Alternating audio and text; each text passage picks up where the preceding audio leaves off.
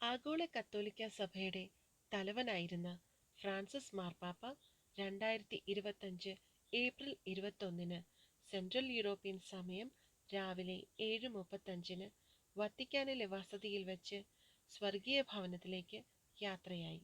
അദ്ദേഹത്തിന്റെ യഥാർത്ഥ നാമം ഹോർഹെ മാരിയോ ബർഗോഗ്ലിയോ എന്നായിരുന്നു.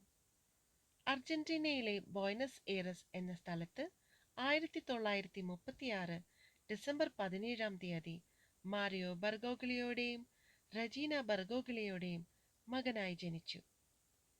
ഇറ്റലിയിൽ നിന്ന് അർജന്റീനയിലേക്ക് കുടിയേറിയ കുടുംബത്തിലെ 3-ാം തലമുറക്കാരനാണ് ഫ്രാൻസിസ് പാപ്പ.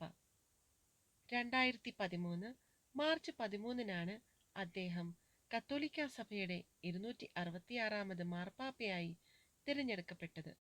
ശാരീരിക അവശതകൾ മൂലം ബെനഡിക്ട് 16 മാർപ്പാപ്പ 2013 ഫെബ്രുവരി 28 രാജിവെച്ചതിനെ തുടർന്നാണ് പുതിയ തിരഞ്ഞെടുപ്പ് നടന്നത്. അർജന്റീനക്കാരനായ ഇദ്ദേഹം തിരഞ്ഞെടുക്കപ്പെടുന്നതിനു മുൻപ് ബോയ്നസ് എയറസ് രൂപതയുടെ തലവനായിരുന്നു.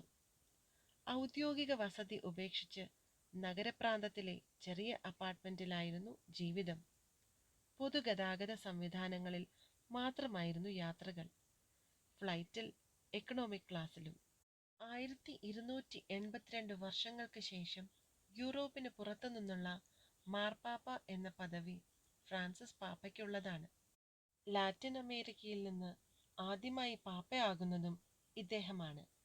ക്രിസ്തീയ സന്യാസ സമൂഹമായ ഈശോ സഭയിൽ നിന്നുള്ള ആദ്യത്തെ പാപ്പ എന്നീ നിലയിലും ഇദ്ദേഹം ശ്രദ്ധേയനാണ്. സ്ഥാനാരോഹണത്തിന് ശേഷം ഉടൻ തന്നെ സഭയിൽ പുതിയ മാറ്റങ്ങൾ വരുത്തുകയും അതിനാൽ മാറ്റങ്ങളുടെ പാപ്പ എന്ന് മാധ്യമങ്ങൾ ഇദ്ദേഹത്തെ വിശേഷിപ്പിക്കുകയും ചെയ്തു.